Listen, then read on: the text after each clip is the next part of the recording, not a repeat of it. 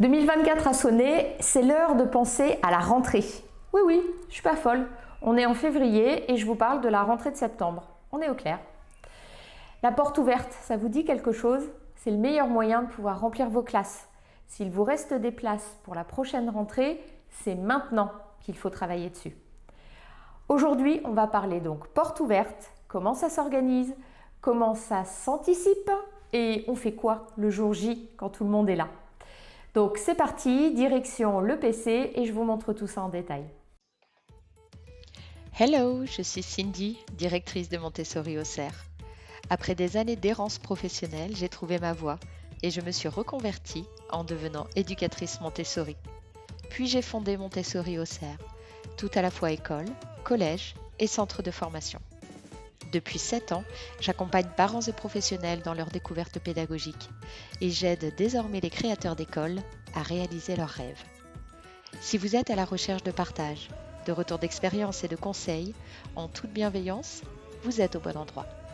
Sur cette chaîne, seule ou avec mes invités, je vous partage toutes mes astuces pour vous inspirer, vous aider à atteindre vos objectifs et faire en sorte que vous puissiez développer l'école de vos rêves.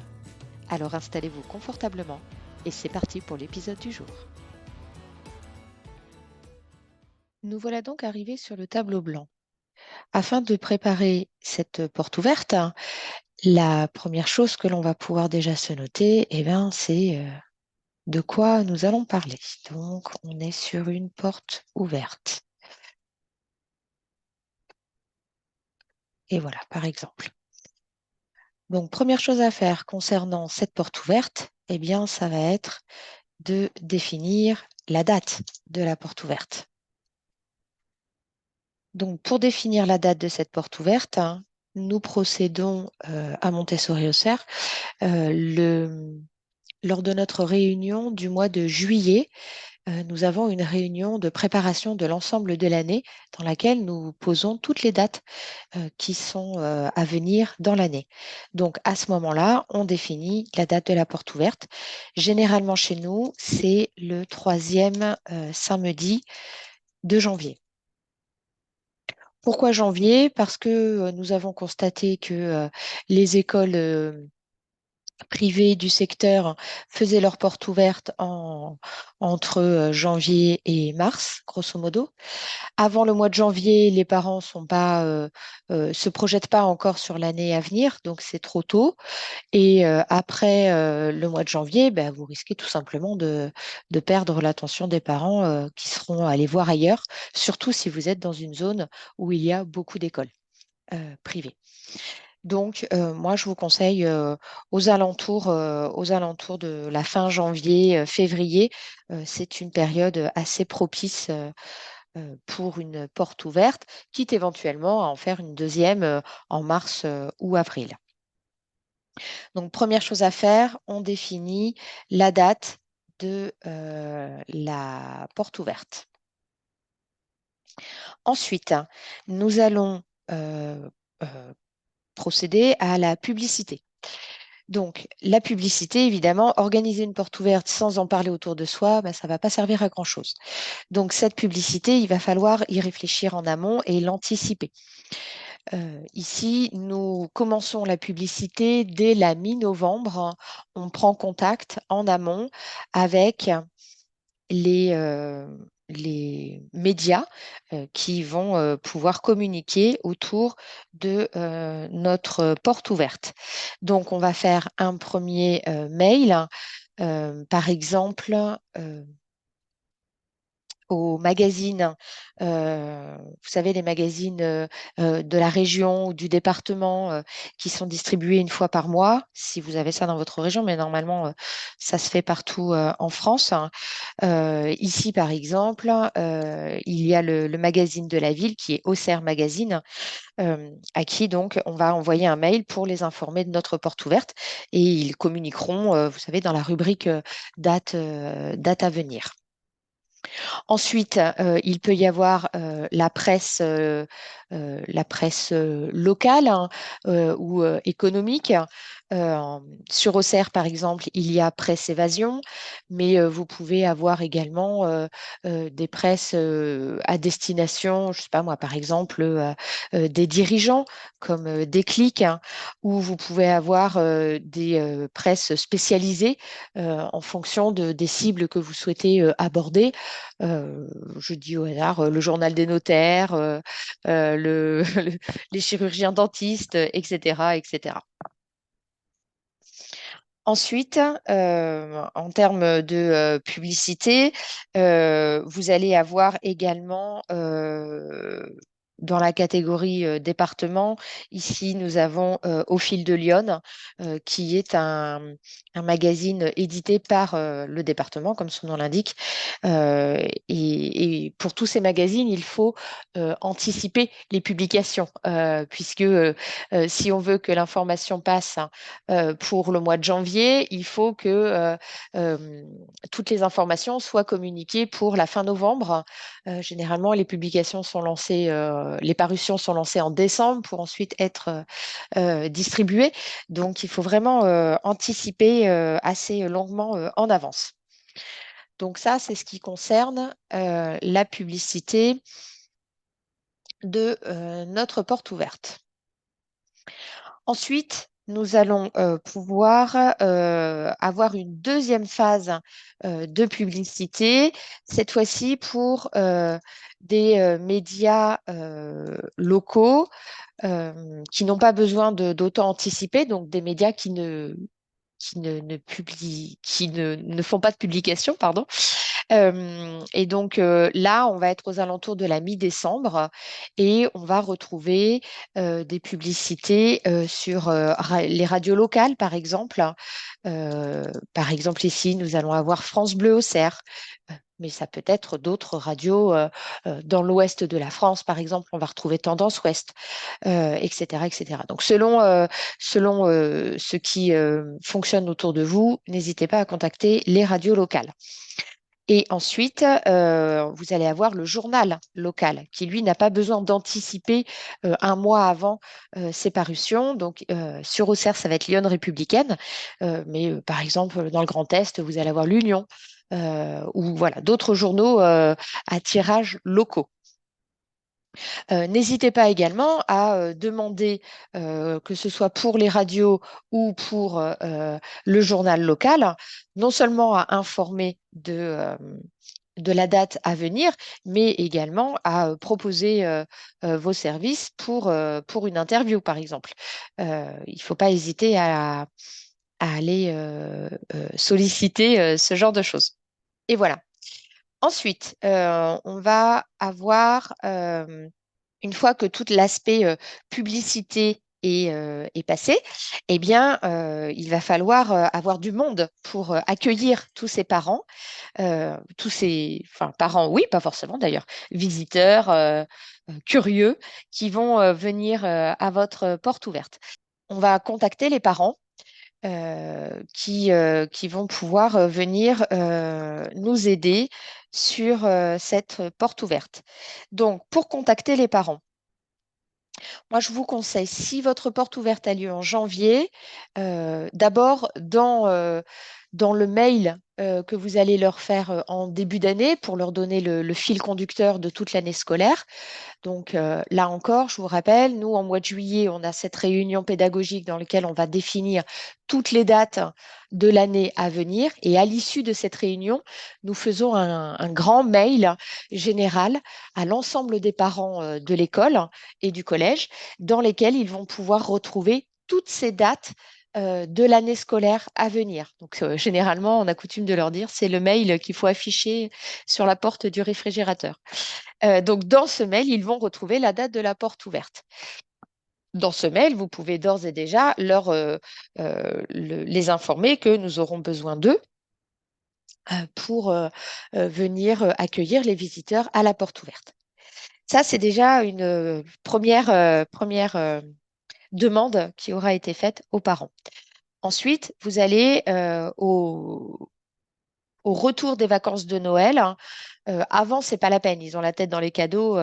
Ce sera un peu plus compliqué. Mais tout de suite au retour des vacances de Noël, faites un mail aux parents pour leur demander de participer à la porte ouverte.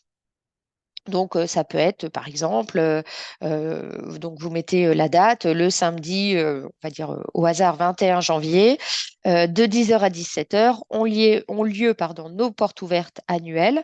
Afin d'accueillir nos visiteurs, nous avons besoin de votre aide. Sans vous, rien n'est possible. Si vous avez quelques heures à nous consacrer, il s'agira de faire visiter l'école, de répondre aux questions des visiteurs et de les renvoyer vers l'équipe pédagogique pour plus de détails. Merci de nous répondre par retour de mail sur vos disponibilités éventuelles. Nous comptons sur vous. Bonne journée. Ça, c'est le premier mail que vous pouvez envoyer aux parents tout de suite au retour des vacances de Noël. Euh, donc, un premier mail de demande de participation.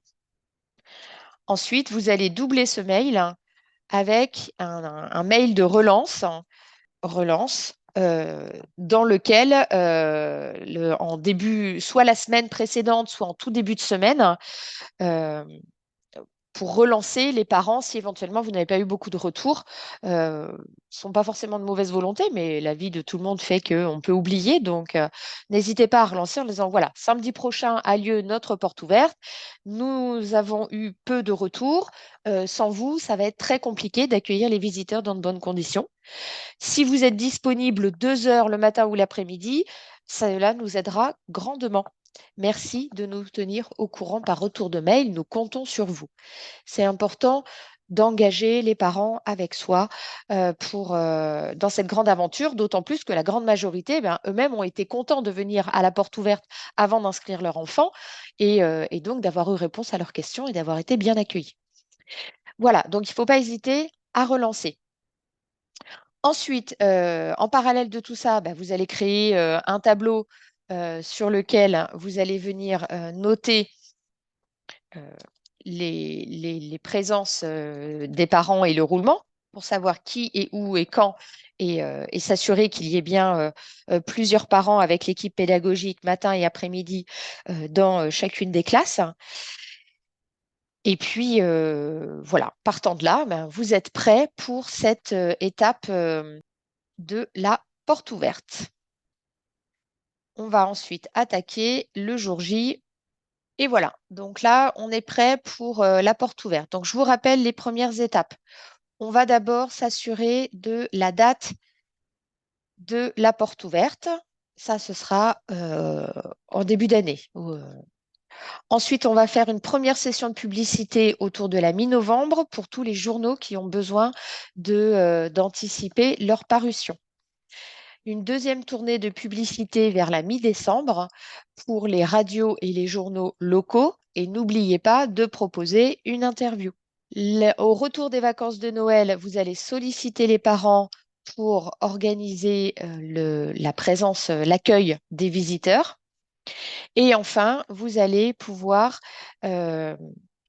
gérer toute cette organisation avec un tableau récapitulatif de chacun des parents. Dans la catégorie publicité, il y a une chose importante que nous avons oubliée, c'est le site internet et les réseaux sociaux.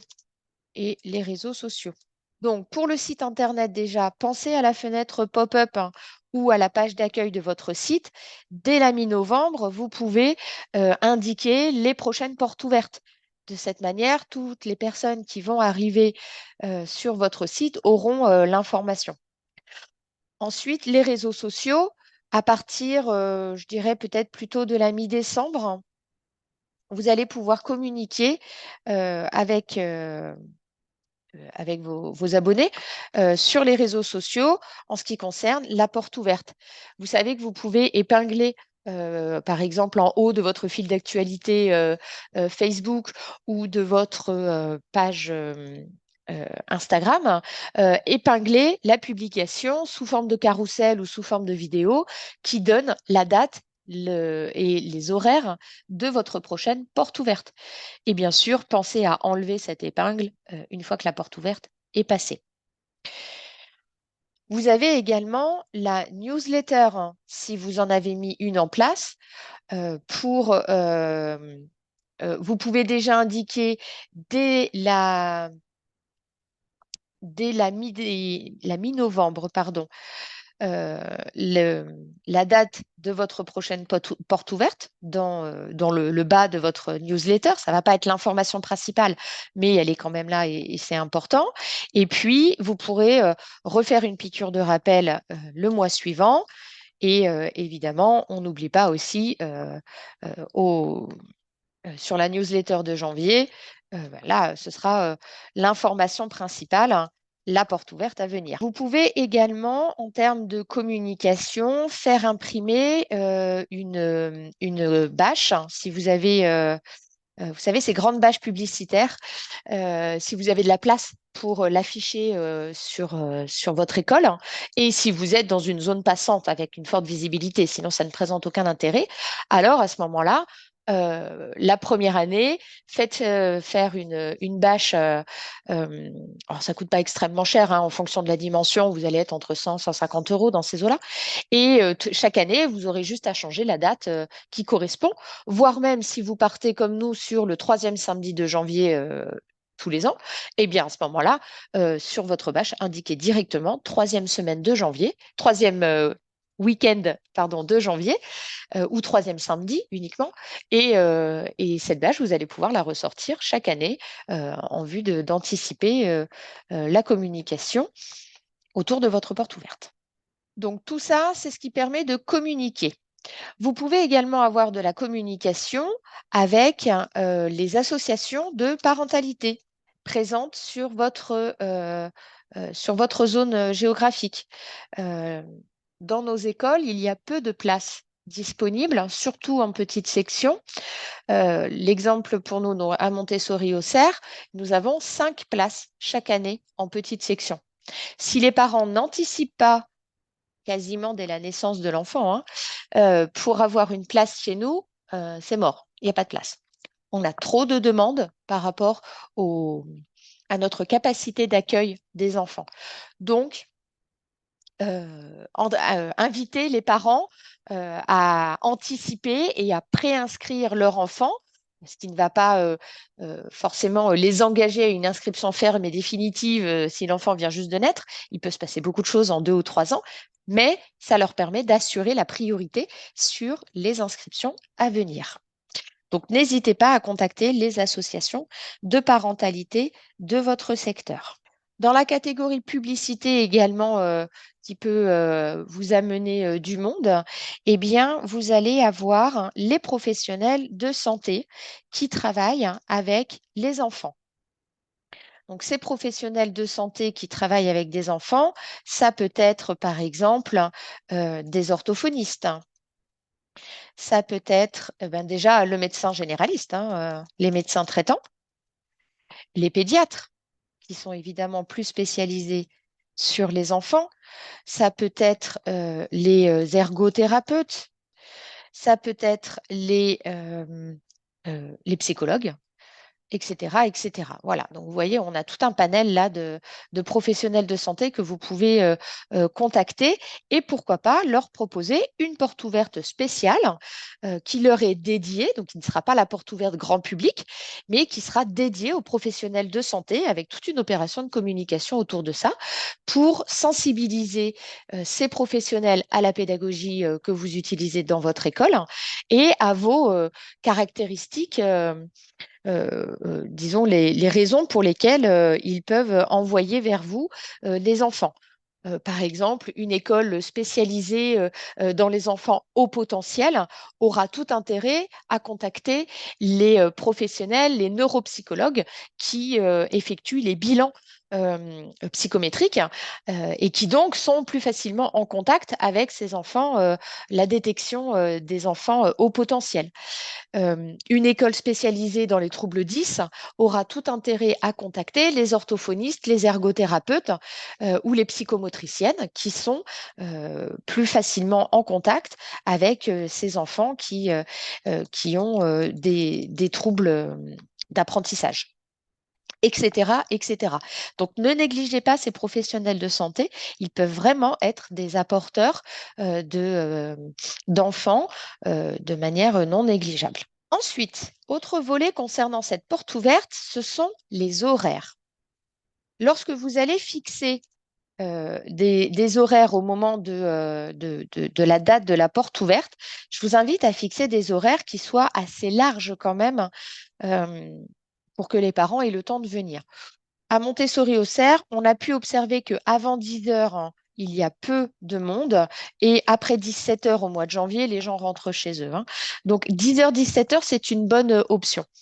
La première année, nous avons fait un week-end complet de portes ouvertes, puisque nous avions énormément de demandes, d'informations autour de notre école. Nous sommes la première école Montessori d'Auxerre, et donc les gens étaient curieux de venir voir à quoi ça ressemblait. On avait ouvert tout le week-end de 9 heures à 18 heures, les 2 jours, et on a accueilli près de 150 personnes sur ce week-end. Ça a été une folie furieuse. Et vraiment, on a senti que les gens avaient besoin Enfin, il y avait cette curiosité quoi, à assouvir. Sans compter, bien sûr, les interviews et les reportages des journaux locaux, hein. Donc, pour votre première année d'ouverture, je vous invite vraiment à viser large pour le coup, voire à faire plusieurs portes ouvertes. Aujourd'hui, on observe, nous maintenant, ça fait 6 ans que l'école est ouverte. 10 heures, 17 heures, c'est un bon ratio. Ça fonctionne bien comme ça. Encore une fois, vous êtes libre hein, de faire les choses comme vous le souhaitez. Euh, Attention à des horaires trop restreints. J'ai vu des écoles proposer des portes ouvertes plusieurs fois dans l'année, mais sur des créneaux très restreints, genre 11 heures, 13 heures par exemple. Euh, c'est beaucoup trop court. Les gens, en plus sur le temps de midi, on observe vraiment un creux quand même. Il y a moins de monde qui vient à ce moment-là.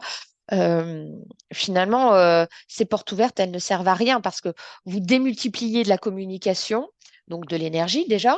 Euh, c'est pas forcément une bonne visibilité parce qu'au bout d'un moment, on finit par se demander mais pourquoi il y a autant de portes ouvertes? Ça peut paraître un petit peu suspect. Et puis, des horaires comme ça, bah, c'est j'ouvre, mais en même temps, je suis pas disponible. C'est un peu l'information que ça renvoie. Donc là, c'est pas franchement ce qu'on souhaite obtenir dans ce cas précis. Donc, moi, je vous invite plutôt à restreindre le nombre de portes ouvertes, mais à avoir par contre une plage horaire, pardon, beaucoup plus importante. Voilà. Le jour J, qu'est-ce qu'on fait? Euh, le jour J, Le jour J, on va avoir un certain nombre de choses à préparer d'avance euh, pour accueillir les personnes qui vont venir nous voir. Nous avons coutume de préparer les classes. Donc déjà, on s'assure que les classes soient propres.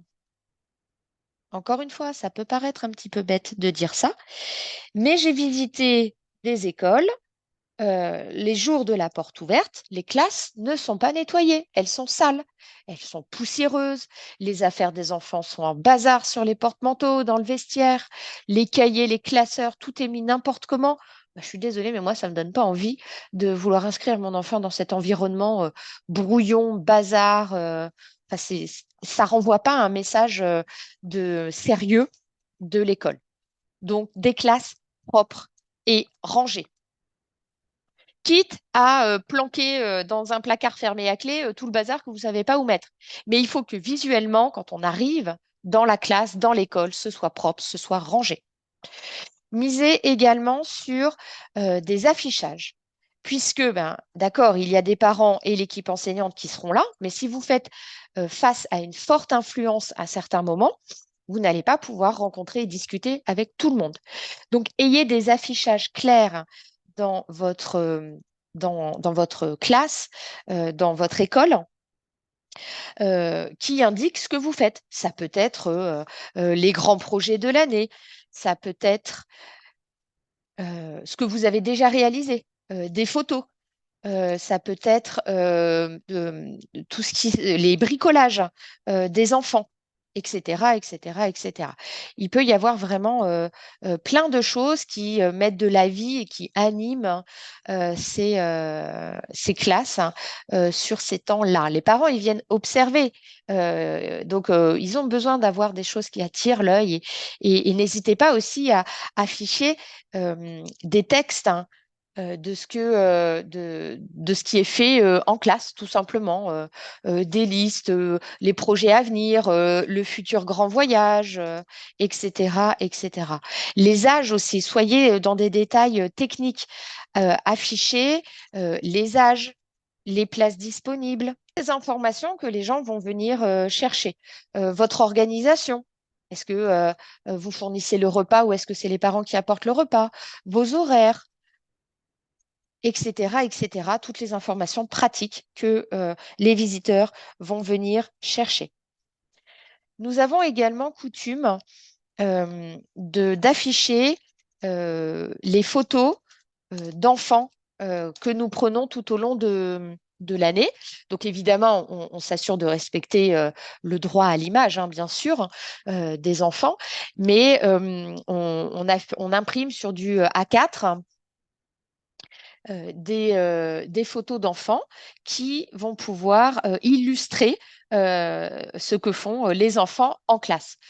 D'autant plus si vous êtes dans une pédagogie alternative qui n'est pas familière de l'école traditionnelle. À Montessori-Auxerre, évidemment, on applique la pédagogie Montessori qui ne se retrouve pas dans des classes traditionnelles. Les parents ne connaissent pas les activités Montessori, ou très peu. Donc déjà, arriver dans une classe Montessori, bah, c'est déjà entrer dans un autre monde. Et voir les enfants en situation, c'est vraiment quelque chose d'assez sympa. Vous pouvez aussi mettre à disposition un PC avec, euh, avec une vidéo. Je suis en train d'écrire n'importe quoi. Mettre à disposition un PC avec un montage vidéo de ce qui est fait en classe par les enfants si vous avez eu l'occasion de les filmer. Voilà, je dirais, pour la préparation des lieux. Alors, bien sûr, là, pour le moment, ça n'est plus le cas, mais s'il y a un protocole sanitaire qui est en cours dans la classe ou dans l'école, comme ça a pu être dans la période Covid ou post-Covid, évidemment, il faut respecter ce protocole sanitaire. Ça va de soi. Donc, il faut anticiper et réfléchir à, aux besoins de ce protocole sanitaire et de ce qu'il faut respecter.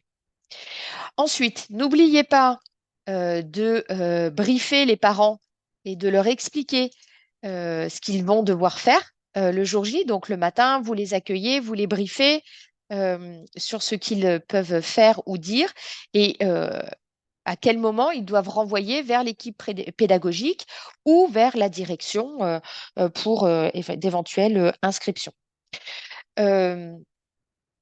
À Montessori-Auxerre, nous fonctionnons avec un système de préinscription. Donc, les parents peuvent préinscrire l'enfant.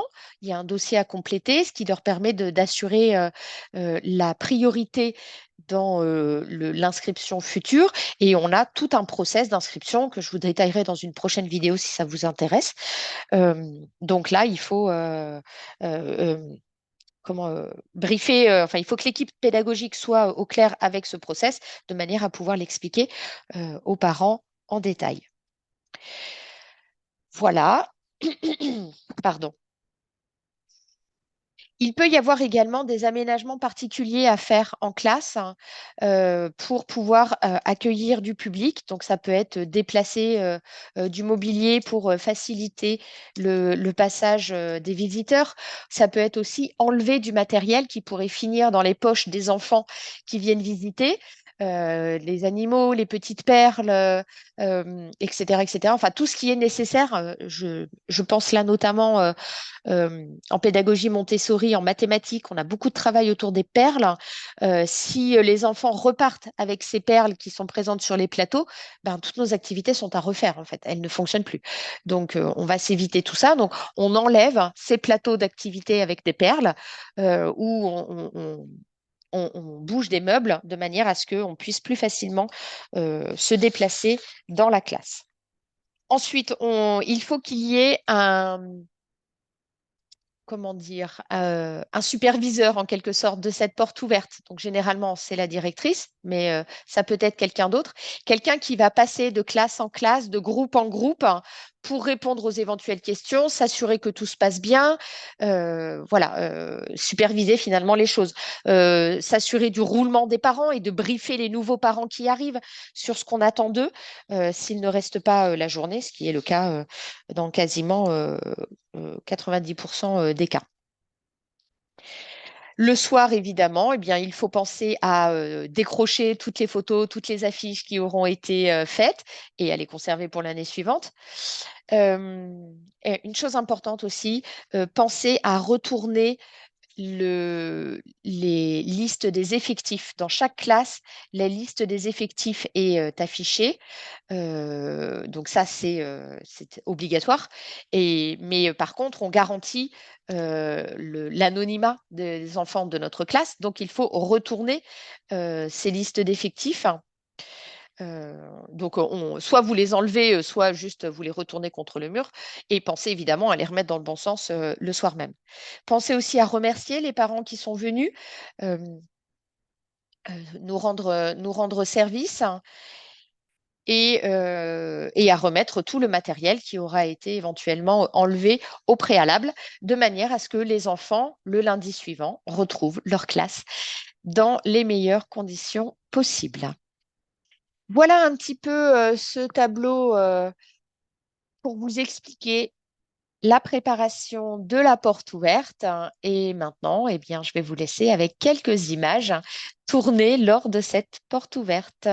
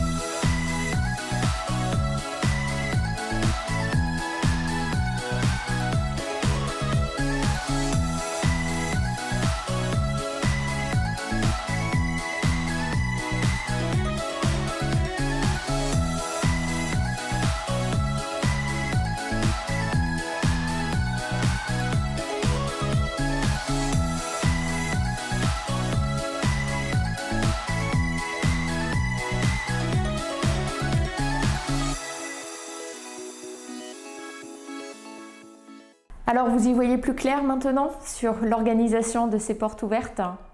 Bon, il n'est pas trop tard, hein. Si vous n'avez pas anticipé depuis novembre, ben, c'est pas grave, c'est maintenant qu'il faut s'y mettre. On fera mieux à la rentrée prochaine. N'oubliez pas, mieux vaut fait que parfait. Donc il vaut mieux s'y mettre dès maintenant que de ne rien faire du tout.